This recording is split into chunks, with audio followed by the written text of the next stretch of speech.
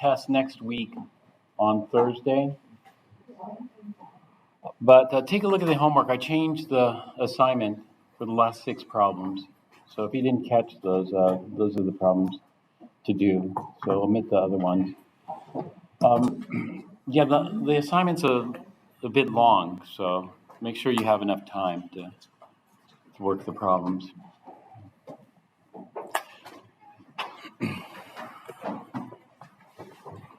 All right, were there any other questions?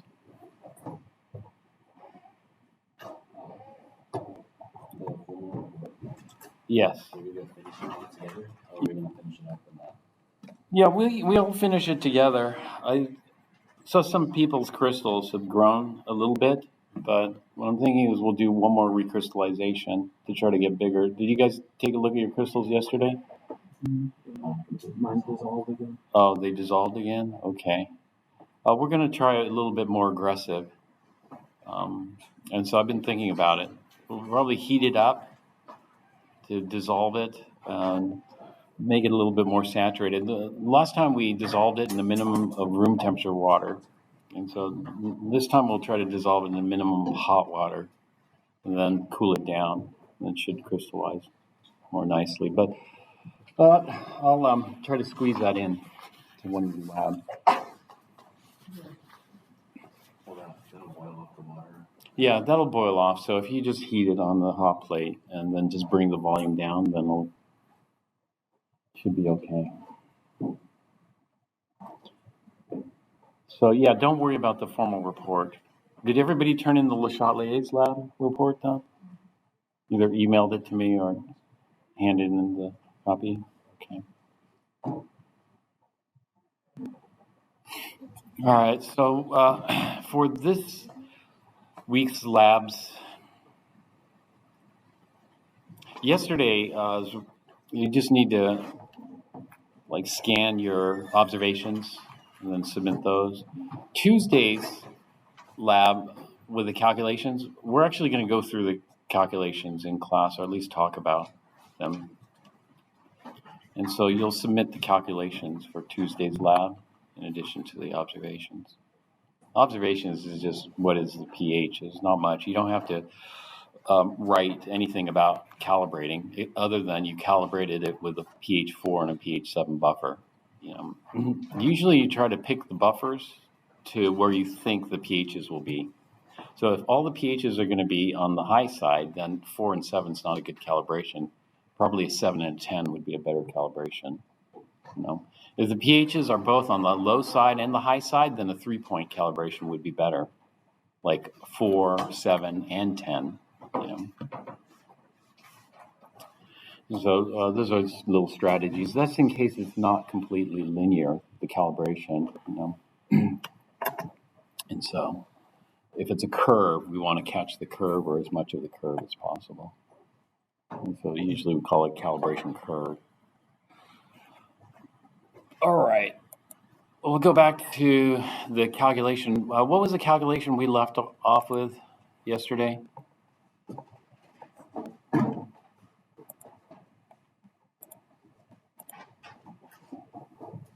The sodium acetate, was it? Did we finish the acetic acid one? Actually, let me take a look.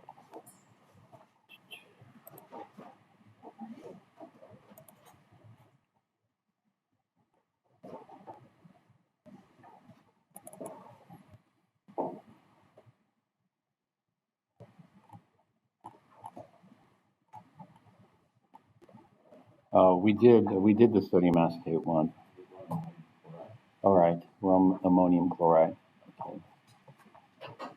I'm going to switch from Excel to Word. Maybe I should stick with Excel. It didn't crash. If Word crashes, I'm going to go back to Excel. Let's see.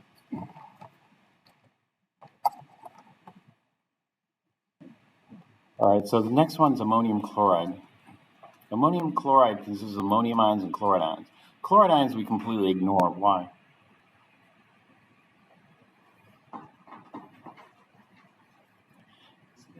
Yeah, they're pretty much neutral. I mean, it's listed as a base, but it's too weak to be a base. And so we have an acid here, and if we have an acid, we use Ka, acid hydrolysis. And so it's going to be the acid plus water. Ka is acid plus water. Kb is base plus water. And so we'll generate the Ka equation. Now, what are the products?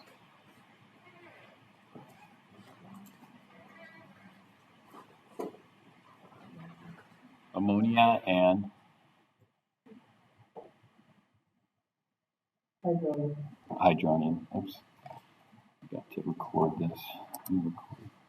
Oh, actually, I am recording it, but I forgot to change the audio. Right, so Ka equations will produce hydronium.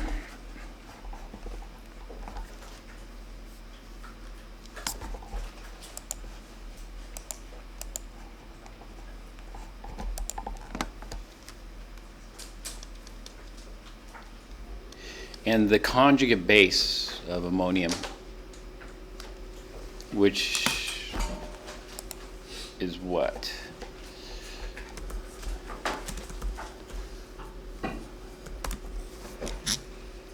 Ammonia. All right, the K expression is going to be hydronium, you know, the products over the reactants. So hydronium times ammonia, both raised to the first power, divided by the ammonium.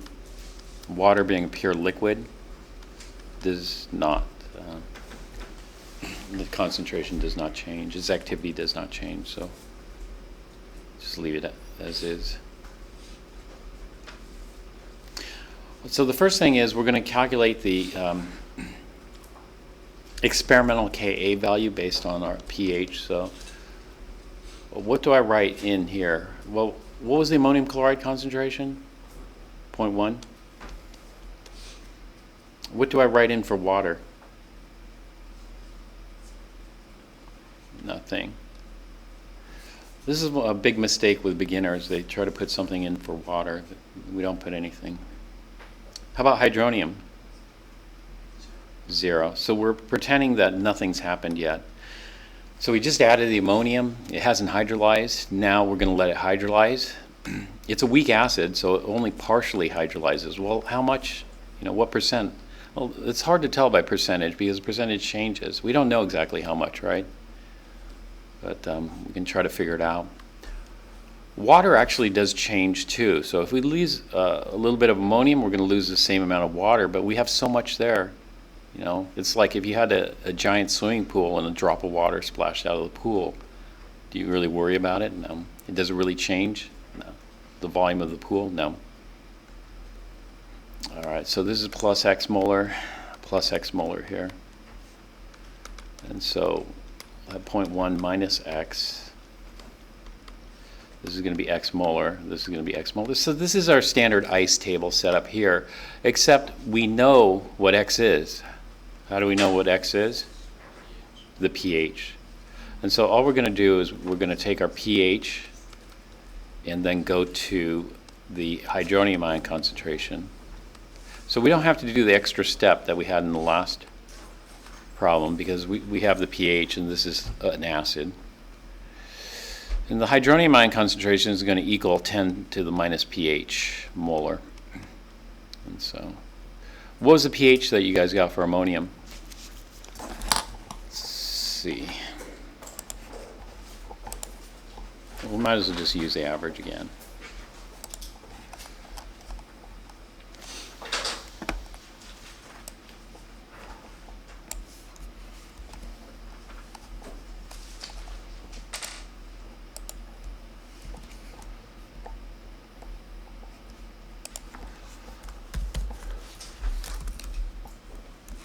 All right, can somebody give me their pH? Do you remember it? Or 5.36?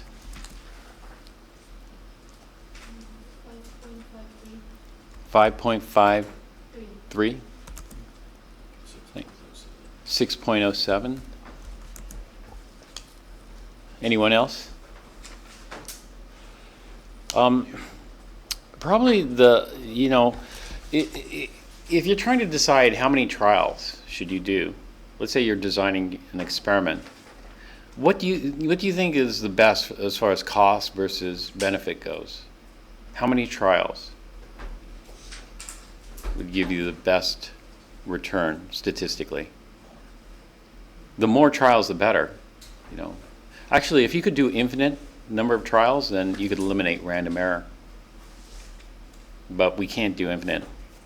So the more, the better. But let's say it's a lot of work to do these, and so you don't want to do. You want to do the fewest trials possible. And so what's the number for the biggest return on time invested?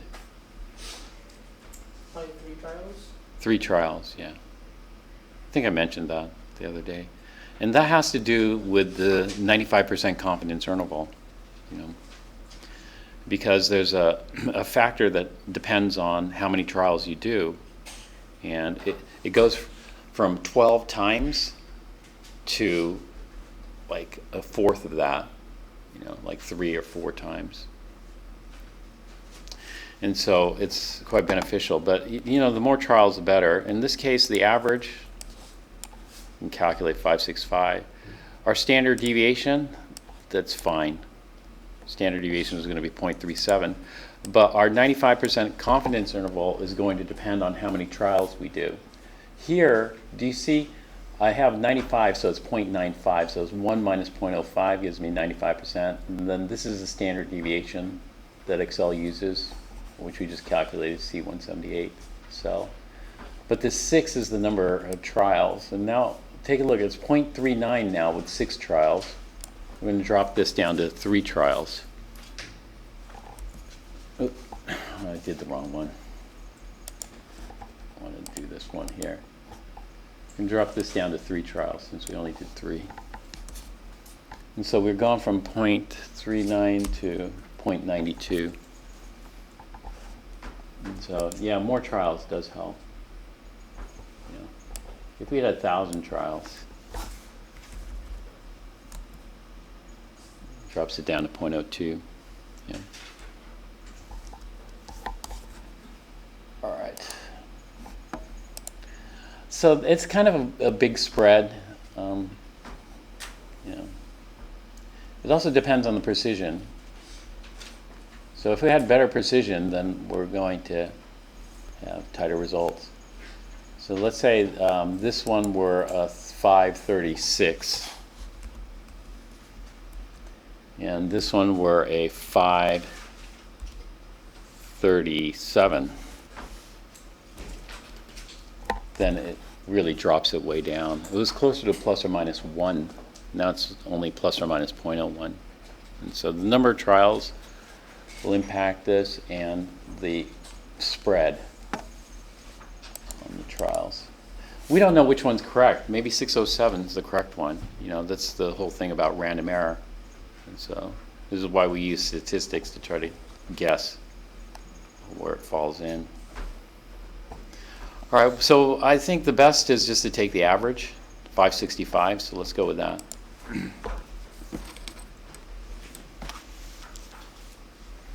So this is going to 10 to the minus 5.65 molar. So does somebody have their calculator? They can punch this out.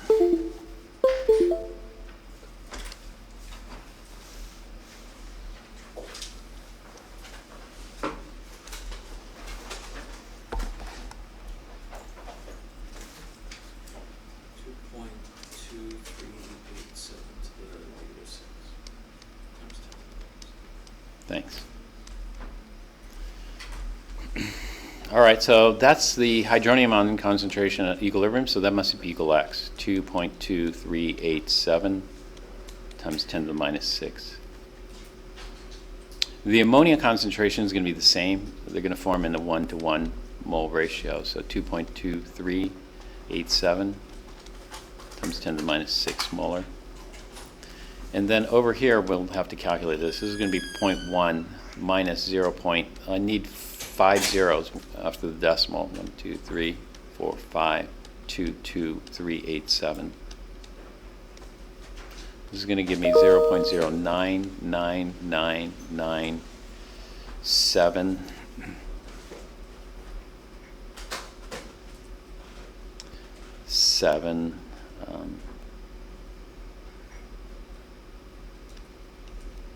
Dot dot dot molar. All right, so now we can calculate our experimental value of Ka based on these equilibrium concentrations. So Ka is going to equal the hydronium times the ammonia.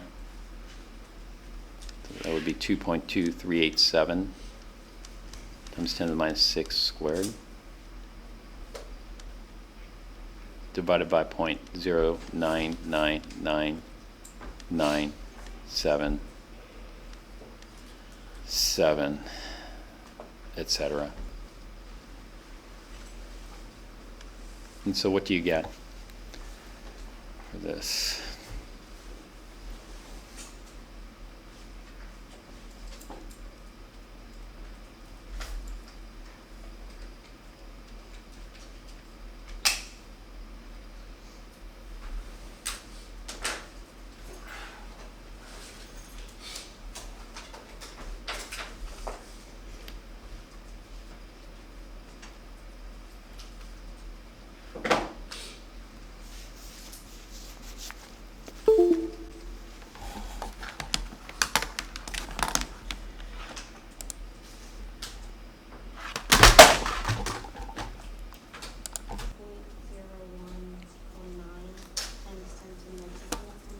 Okay. Is that what others got? Yeah, that sounds right. That's right. 5.0119 times 10 to the negative 11. Did you round the 9? Was that rounded or? There was an 8 after it, and then a 7 and a 6. It was an 8? Was it originally 8? Yeah. Yeah, okay. Then what we do is we don't round here. Even Oh, the, no, it's originally 9. it was originally 9? There's the 8 is after. Oh, afterwards? Okay, that's fine. Yeah, that's fine. We're carrying extra digits, so we'll just round at the very end. All right, so we got this. We should try to look at the accepted value for this. So this was our experimental value based on the pH measurement.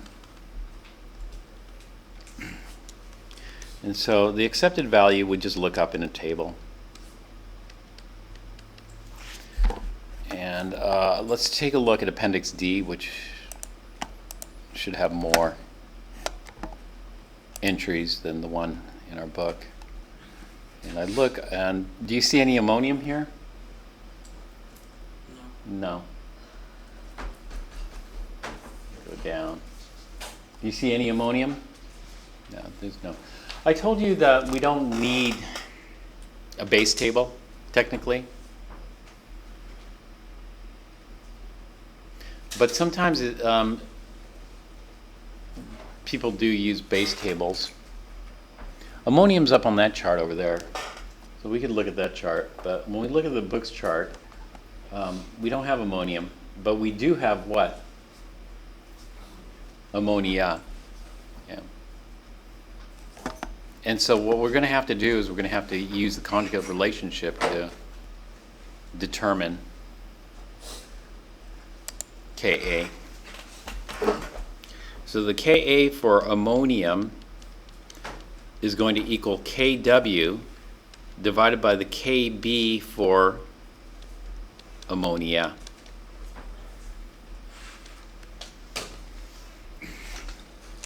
This is for the amines. They like to keep the amines in a separate chart because the amines are very common bases. So rather than make everybody do the reverse, that is the Kb for the amine is equal to the Kw over the Ka for its conjugate, they just go ahead and give us the Kb. It saves a lot of time, especially if you do a lot with amines here. And so ammonia, and then all these are amines. Some of these are familiar names like morphine, it's a pain killer. Codeine.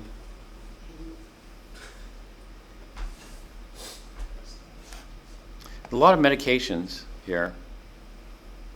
including the infamous hydroxychloroquine. Have you heard of hydroxychloroquine? That's also a amine. Its method of action is supposedly it gets into the cell and it changes the intracellular pH. When you change the intracellular pH, then it screws up the structures, proteins.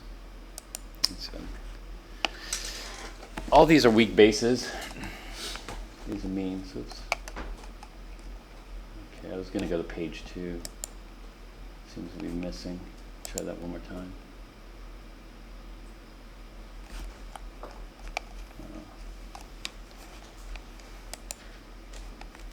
All right. Let's take a look at this. So the KW you should memorize. What is KW? Is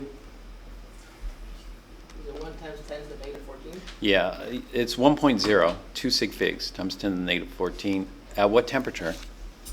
At 0 degrees C or at 25 degrees C? What would you guess? 0. 0, you got to be careful because KW is formed by collisions. You know, one water colliding violently with another water. It's not a favorable reaction. KW happens when you have a violent collision between two water molecules. This violent collision leads to a hydronium, a strong acid, and a hydroxide, a strong base. This is going way uphill. So we're going from weaker acid and weaker base to much stronger acid, much stronger base. This is uphill. If you had 1 billion water molecules, do you know how many make it up this hill? If I had a population of 1 billion, that's my population down here. Do you know how many can make it up? Yeah, pretty close. 4. Only 4 water molecules react like this, or maybe 4 pairs of water molecules can react like this. Very few, but it's not enough to cause water to have some hydronium. If water has hydronium, then shouldn't it be acidic? We call water neutral. And the definition of neutral is that you have equal amounts of hydronium and hydroxide. The definition of acidic is you have more hydronium than hydroxide, and basic you have more hydroxide than hydronium. Because all solutions, water, acid solutions, and base solutions, will have both. They'll have both because you can't stop the water molecules from colliding. We can't stop the water molecules from colliding at any temperature because of the distribution. What does this distribution look like? Remember this distribution? Yeah. The Maxwell-Boltzmann thermal distribution? Yeah.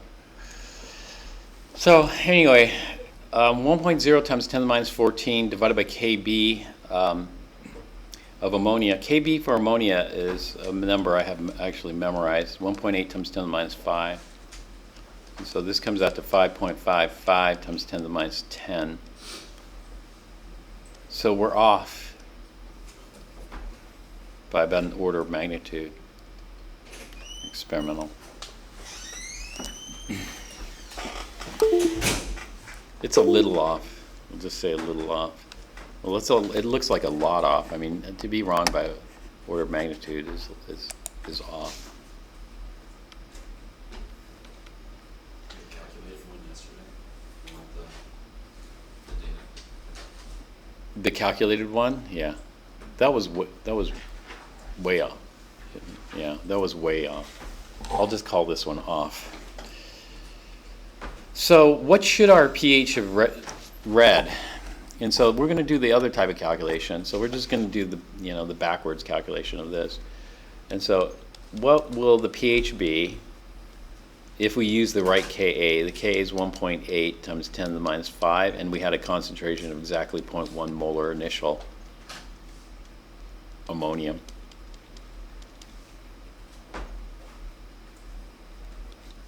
So can you try this calculation, Alan?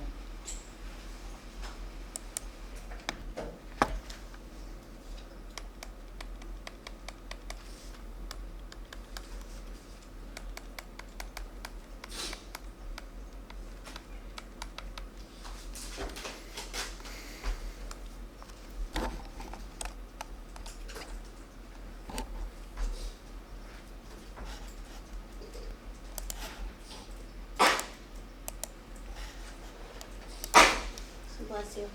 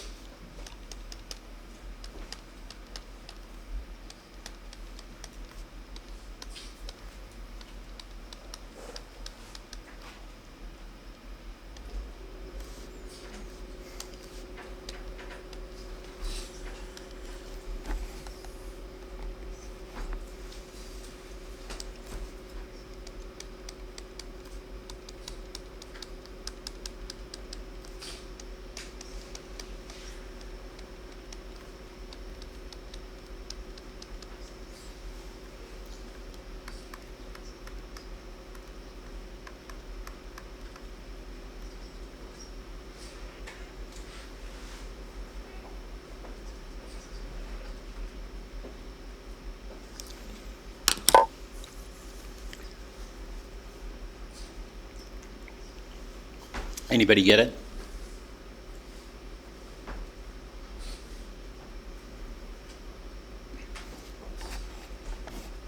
You got it? Tristan? What did you get? For x is 7.449 times 10 to the negative 6. Did you do the simplifying assumption? Yeah, Yeah. Yeah, I think I would automatically do the simplifying assumption here because this is a very small k. And that means we expect very little product. And that's number one. Number two, the initial amount seems small, but that's significant, 0.1, so okay. You know, and so we have a small change, and the bigger the initial concentration, the better. You know, and so it depends. Like if you had a cup of water and you lose a drop, you know, versus if you had a gallon of water and lose a drop. The relative change there is going to be quite a bit different, even though the change is the same. And so you use the simplifying assumption, which I would have done here. Although, if you have a calculator for the quadratic, you know, you might just use that.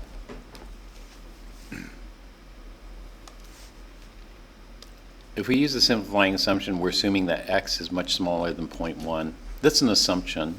You know, we assume.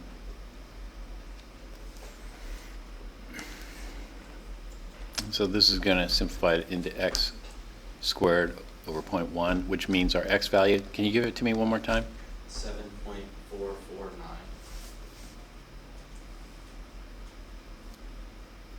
times 10 to the negative 6.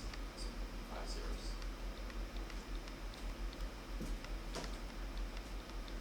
7449. 7449. All right, thanks.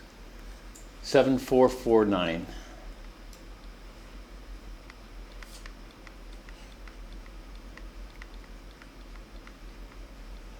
Okay. What was the percent change you calculated? 0.0074%. 0.0074%. This is much less than 5%. And so here, it wouldn't even be worthwhile doing the quadratic. The quadratic is going to give you essentially the same number, especially the number of sig figs that we have. It would make no difference. So the simplifying assumption worked well here. Let's see what these concentrations come out to. What did you get for the concentration of ammonium at equilibrium? 0.0999925. Okay. Yeah. 255 molar. I don't know what what did I write percent?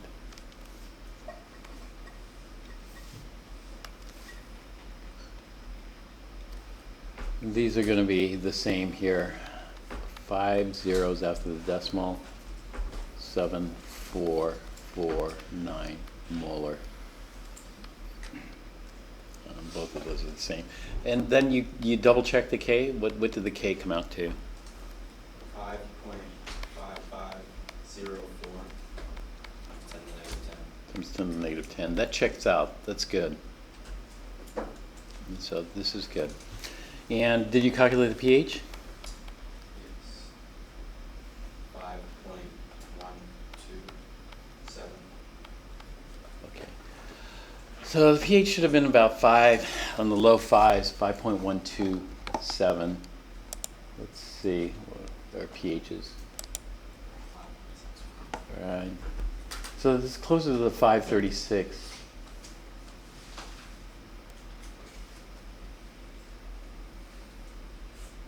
If your readings are consistently higher, then it could be a systematic, or if they're consistently lower, it could be a systematic. But if they fluctuate, then it's likely they're no systematic, just random. Fluctuate above and below.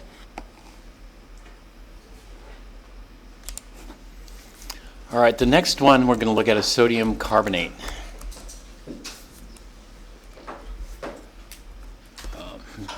Do you have the pH readings for sodium carbonate? 11.29. 11.29. Can you go back to the other slide? I catch The previous? Yeah. Okay, let me go.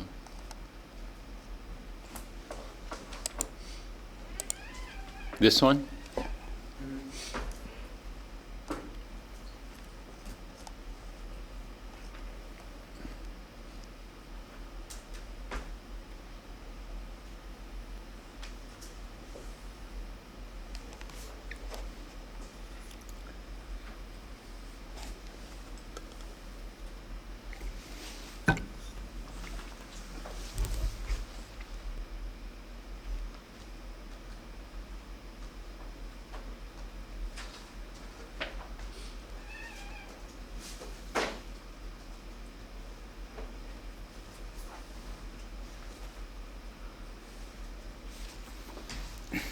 All right, did you get it?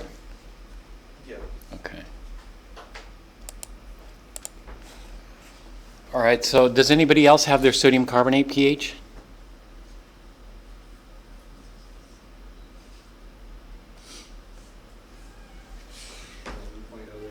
Oh, 11.08. Any others?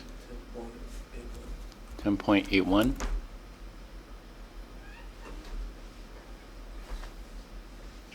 Well, we got 3 measurements there. It should be adequate.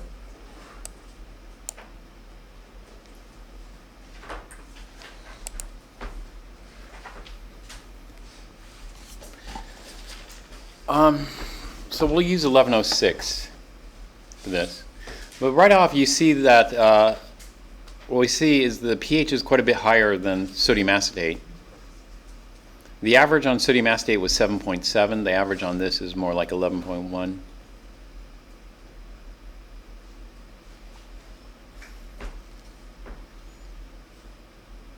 All right, so let's take a look at how we're going to do this calculation.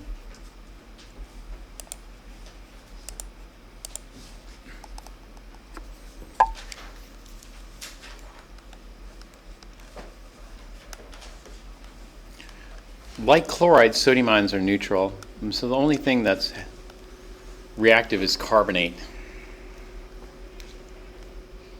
Carbonate is what we call a dibasic base. Carbonate is a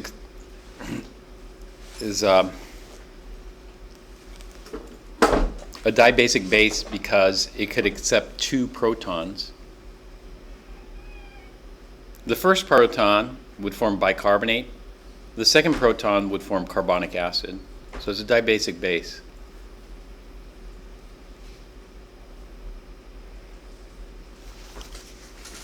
Now, if it's a dibasic base, what happens is this.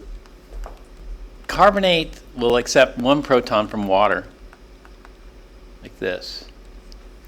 And what's going to form? bicarbonate and bases hydrolyze water to make what? Hydroxide. So the other one's hydroxide. Acids hydrolyze water to form hydronium. So we got to form hydroxide here. It's carbonate. But it's a dibasic base because if we form bicarbonate, bicarbonate can also take a proton from water to form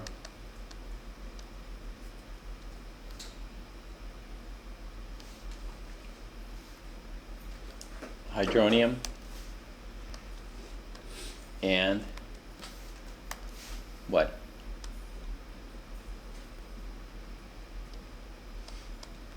Not hydronium. It doesn't form hydronium, sorry.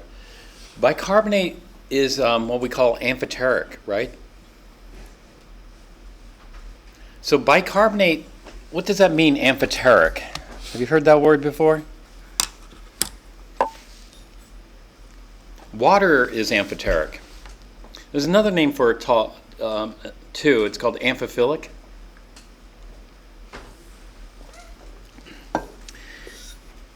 And what it means is that bicarbonate can act either as an acid or a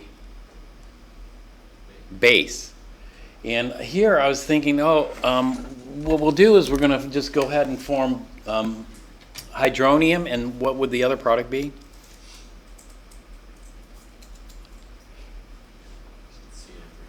CO3 2-.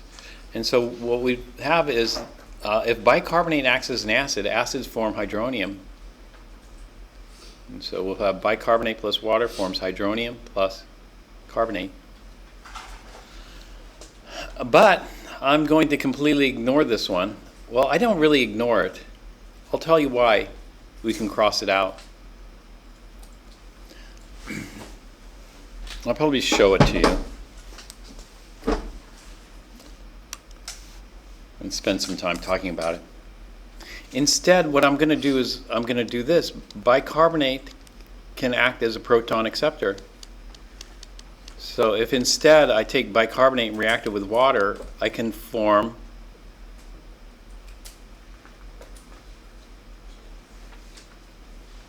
carbonic acid and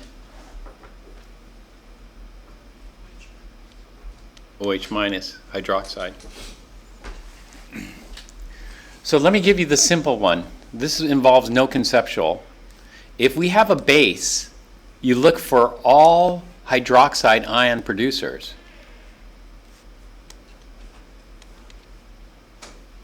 This is not hydroxide, that's hydronium, so ignore it. We don't really ignore it. I'll tell you how it's factored in. But we look for bases, look for all hydroxide producers. For acids, look for all hydronium producers. So this is what we call multiple equilibria here. We have more than one.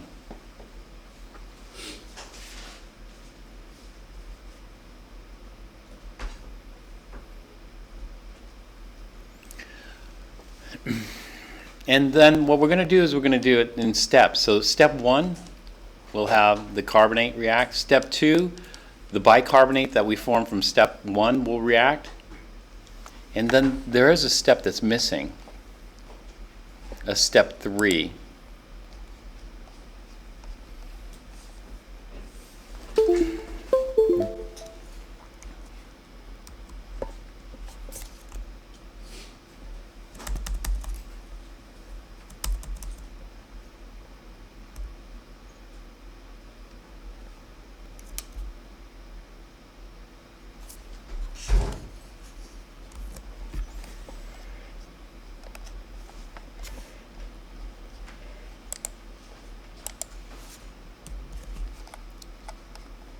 Huh.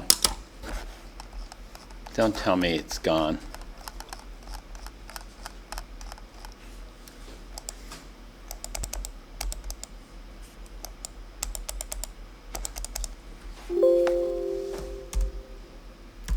shoot. Oh, there it is. Came back. Came back more than once.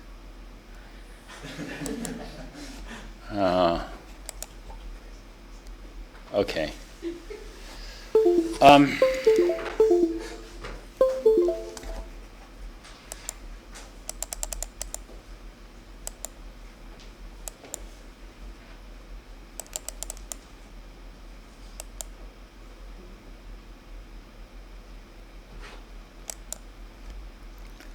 Well, oh, it's working. Step 3. Step 3 is also a hydroxide producer. What is it?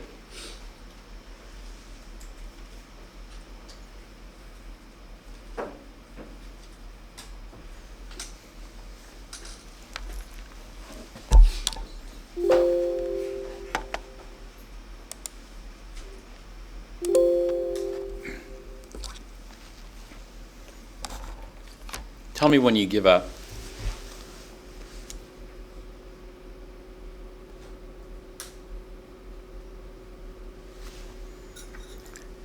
Maybe this is one of those trick questions, you know? There is no step 3. You think?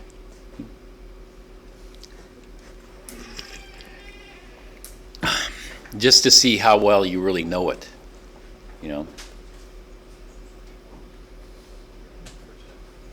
But there is a step 3. It's not a trick question. What is the step 3? Is that a trick? Hmm? Effervescence. No, the effervescence isn't going to produce hydroxide. It'll produce carbon dioxide. And so the carbonic acid will decompose into carbon dioxide and water. But what we need to know is how are we going to produce more hydroxide? Is there anything else that produces hydroxide in this beaker? The water. The water, exactly. The water will produce some more.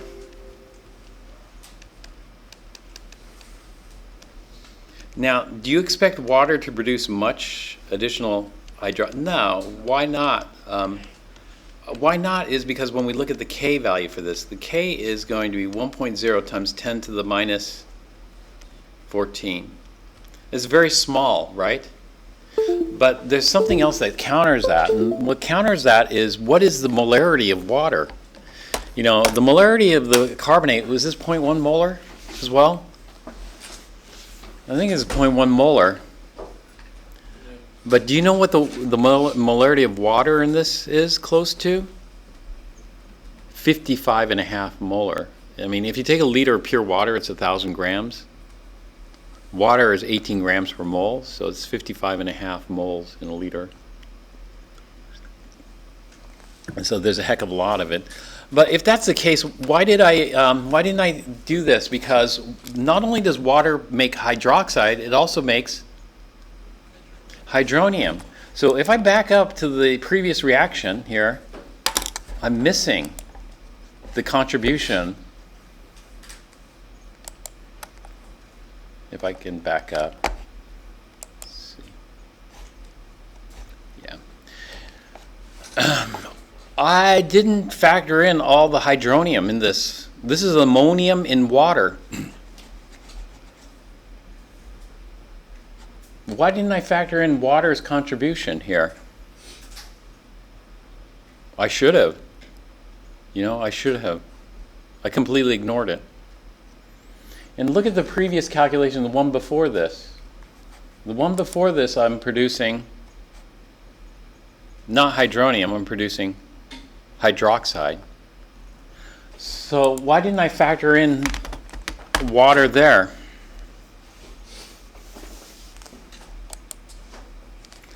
And so the answer is, in general, we ignore it, you know, because water is such a small contributor. Number one is K is very small. But the problem is we can't always ignore it because sometimes it is a significant contributor. And so there are going to be cases where if you ignore water, you're going to get the wrong answer. Okay, so here's where it went.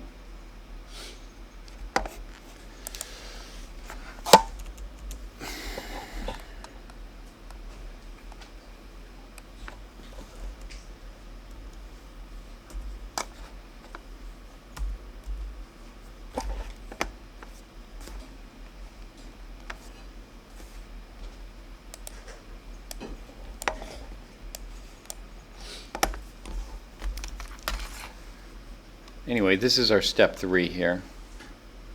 Just trying to move it.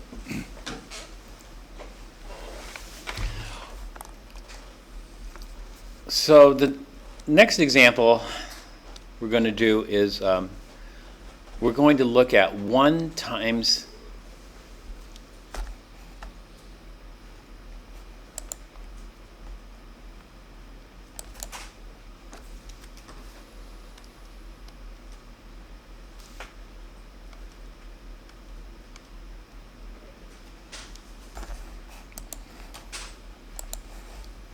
I think my word is done. Let's see if this works a little bit better.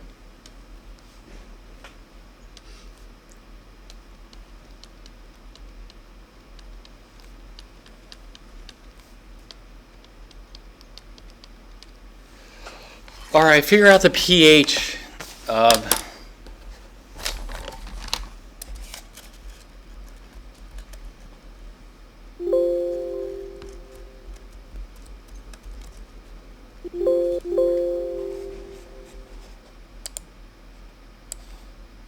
Okay, thanks.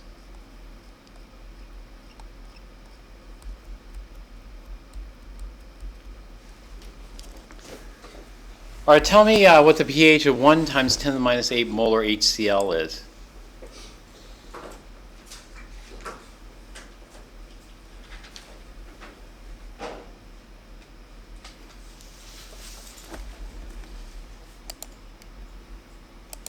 Okay, I'm back. Did you guys figure out what to do for the K?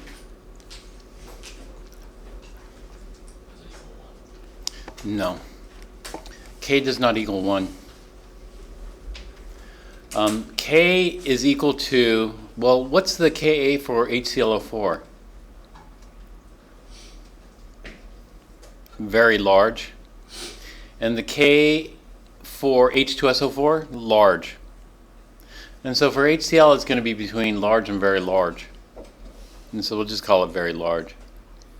If the K is very large, then what should we do? We can't do a calculation, can we? I mean, is there a very large button on your calculator?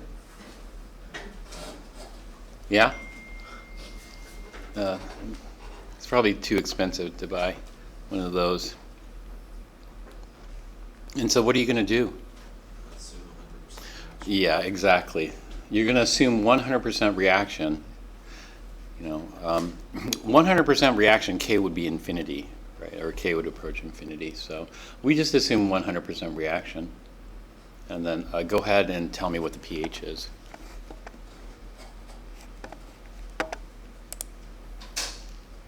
In fact, you know, in Chem4 and Chem1A, we wouldn't even bother writing the equation, the hydrolysis. We just automatically ionize this.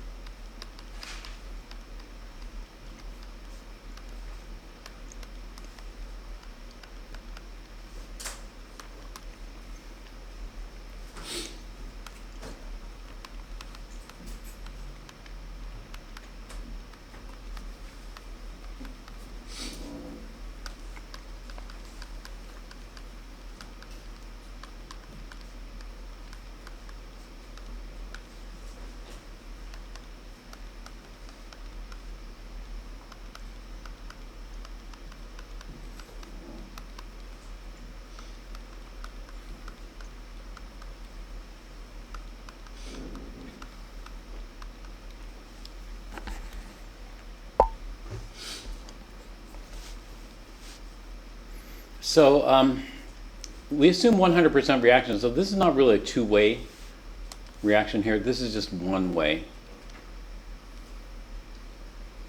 basically. Just forward. If we check our K, it's going to be 1 times 10 to the minus 8 squared on the top divided by 0.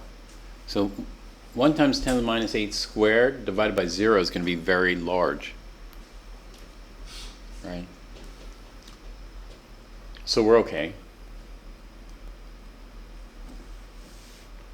So let's go ahead and calculate the pH.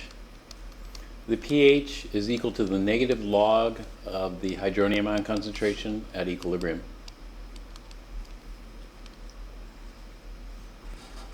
I have 1 sig fig in the concentration. The power is 8, and so this is going to be 8.0. And so pH 8.0. The pH scale ranges from what? Approximately what to what pH scale? On the low end we have 0. On the high end we have 14. Is 14 the max? Can we have higher than 14?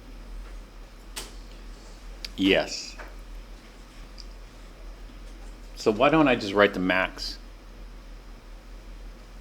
I don't know what the max is. But the max is going to be a little bit above 14.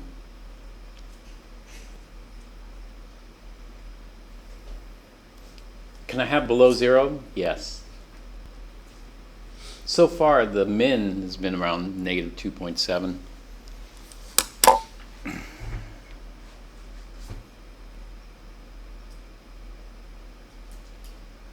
Negative, that is.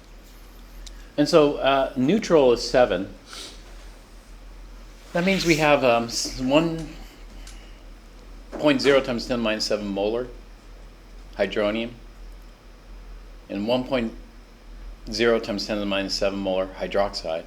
Now, hydronium and hydroxide are equal. And so if we have a pH of 7, what's a pOH?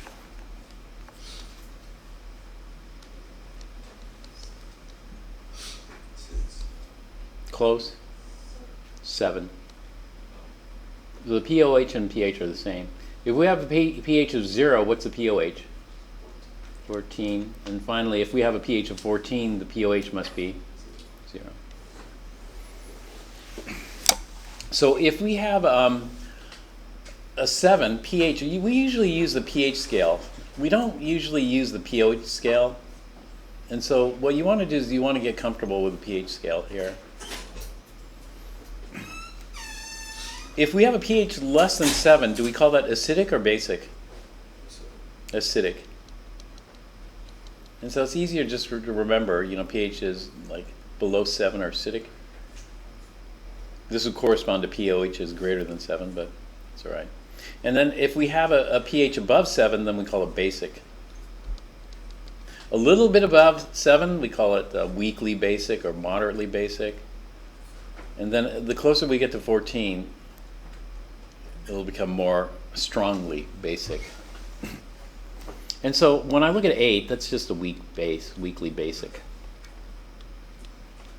It's pretty close to 7.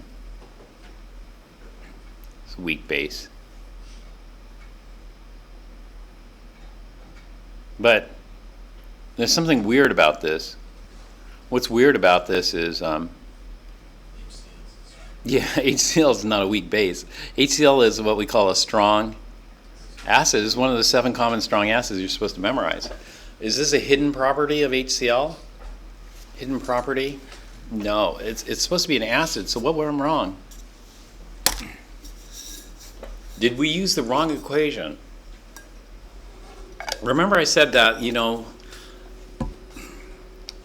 sometimes these equations aren't the ones we want to use because, as the concentration gets higher, then we start to deviate from ideal behavior. And instead of using these ideal concentrations, we probably should use the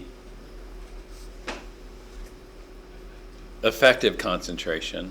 or the activity. So is that the problem we had here? The concentration is just too high?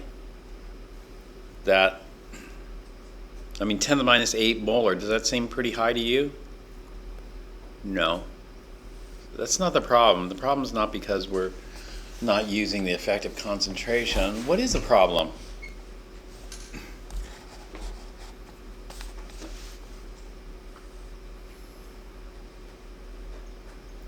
I can get rid of that.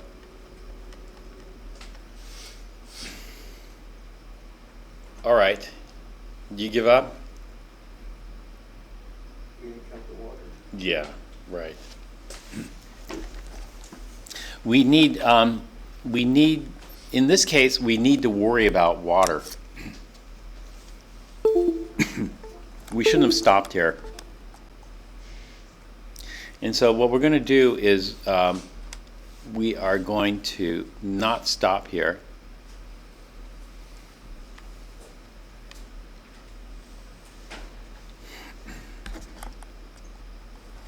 Water is also a contributor to the hydronium, and we need to factor that in.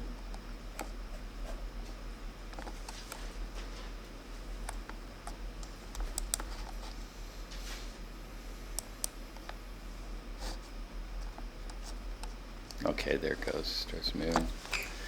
All right, so I'm going to add a step 2 here, and step 2 is what I'm going to call KW.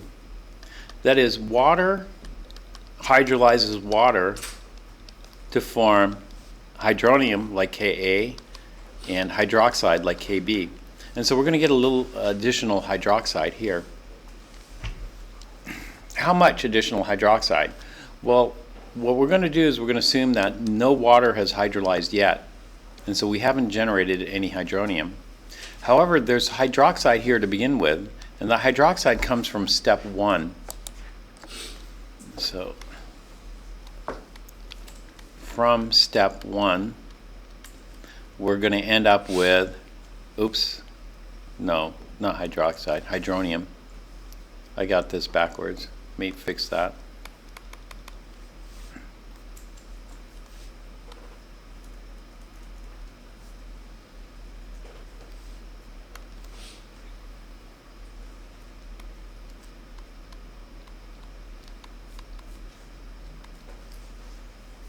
We're going to have 1 times 10 to the minus 8 molar. And the hydroxide is going to be 0 molar. We're going to assume that nothing's happened yet. And so it's just 0 molar. So we're going to take all that hydroxide that we generated from step 1 and then see how much additional hydronium we're going to get from step 2. And so now we're going to turn on the waters and let them collide. Normally, how much is produced? Normally 10 to the minus 7 molar. But here we have some product to begin with. If we have product here to begin with, we don't need to form as much. And so we're probably going to get less than 10 to the minus 7 molar. And so I'm just going to call it plus X molar. I don't know what that number is yet. This is going to be plus X molar.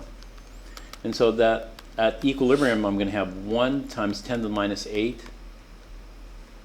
plus X molar and X molar. Now I want to solve for X. I know what KW is. Is 1.0 times 10 to the minus 14, which is going to equal the hydronium concentration times the hydroxide concentration.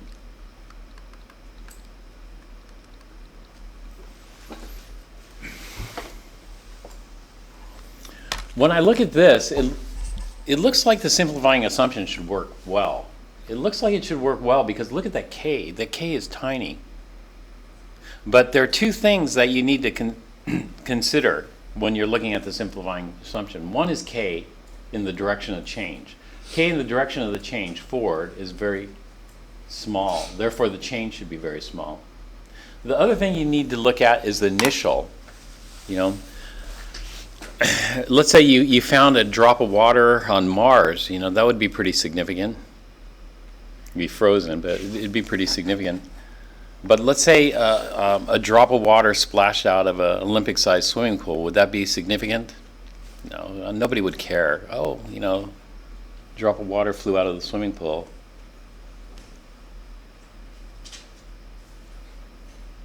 So we have to look at the initial. So, the change might be small, like a drop, but it depends. A drop could be significant in some cases and insignificant in other cases. And so here, our initial is 10 to the minus 8. Is that very big? No. And so I don't know if the simplifying assumption is going to work.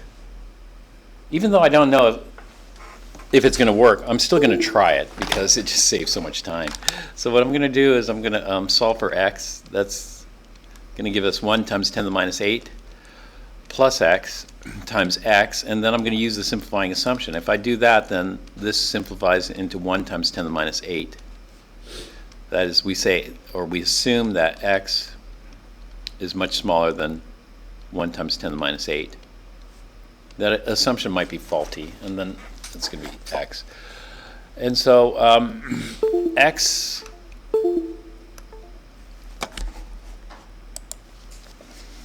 let's see, x is going to equal 10 to the minus 14 over 10 to the minus 8 is 1 times 10 to the minus 6.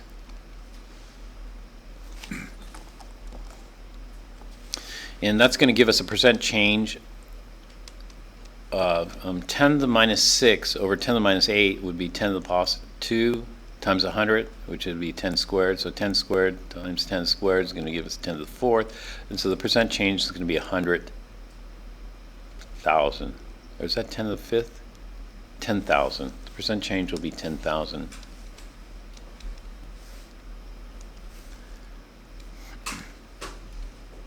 Percent. It's too big. This is much greater than 5%. 5% is about the max I want to go. So the simplifying assumption failed, unfortunately. So we're going to have to use the quadratic. So we'll have to get this into quadratic form. And so this is going to give us x squared, 1 times 10 to the minus 8x, minus 1 times 10 to the minus 14.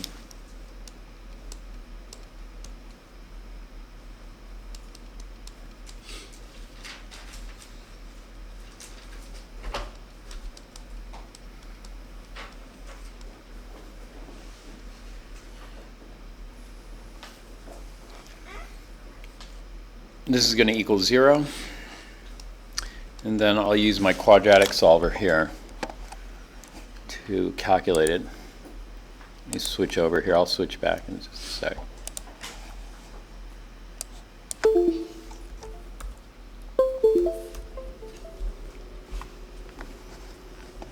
And I get an x 9.512 times 10 to the negative 8.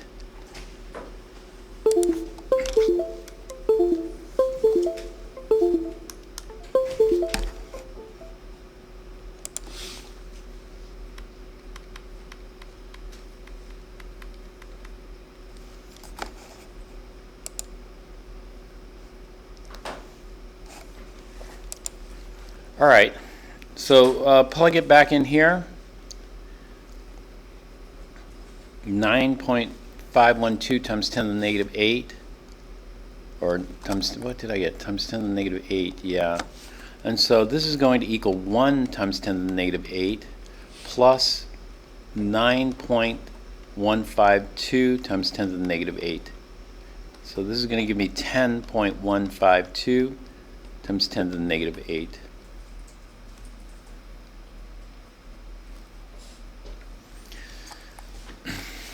And then over here, this is just 9.152 times 10 to the negative 8 molar. So based on these equilibrium concentrations, what will K be?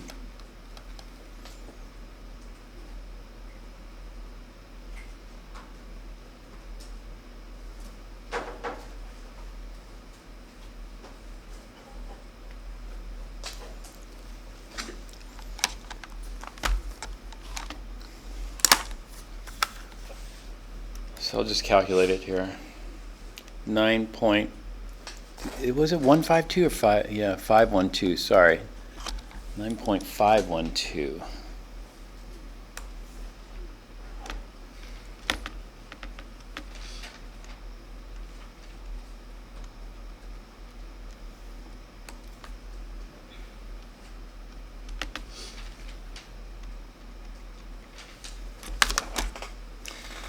So 9.512 times 10.512 equals.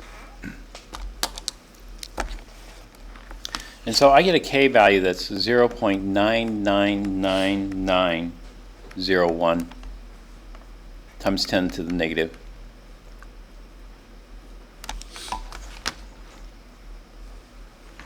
14. So this is okay. This is going to round to 1.0 times 10 to the negative 14. So that seems to work out. All right, now let's go ahead and calculate the pH based on this.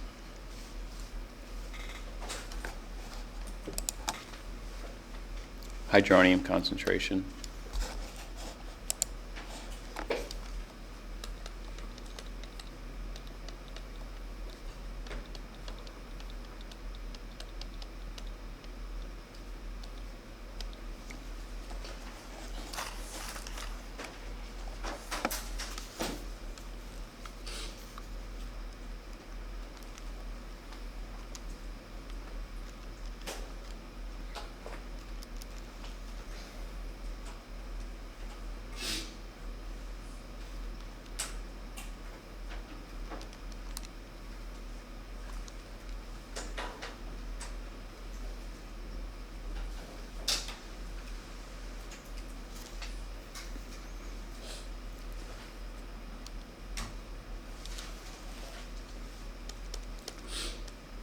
What did you get for the pH?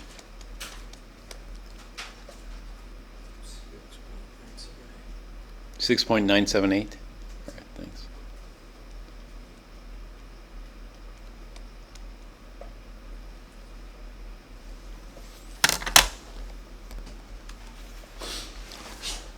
All right, so this turns out to be just slightly acidic. And it's kind of what we expect because the concentration of HCl is so small. And what is the concentration of the HCl? The concentration of the HCl is 10 to the minus 8, which is a tenth of a micromolar. Would you drink this? Yeah. Well, what was the pH of our water over here? 5. The pH is like 5, so that's like 2 orders of magnitude. The tap over here is 100 times more acidic than this. And so I would drink this water. I mean, this is close to pure. This is pH 7 almost, right? There's so little. And so the problem is we didn't factor in the contribution of hydronium. And the situation is like this. Sometimes we factor it in, sometimes we don't factor it in. And so we typically look at it case-by-case scenario.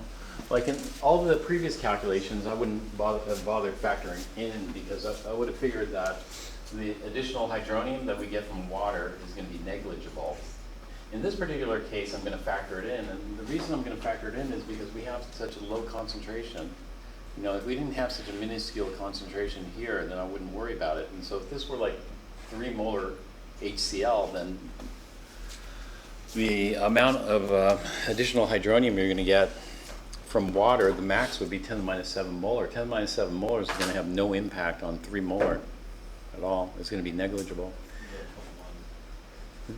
What about 0.1 molar? 0.1 molar, I wouldn't worry about it either, because if you're starting with 0.1 molar HCl, the max hydronium you're going to get from Kw would be 10 to the minus 7 molar. That's the max if there was 0 and 0 to start.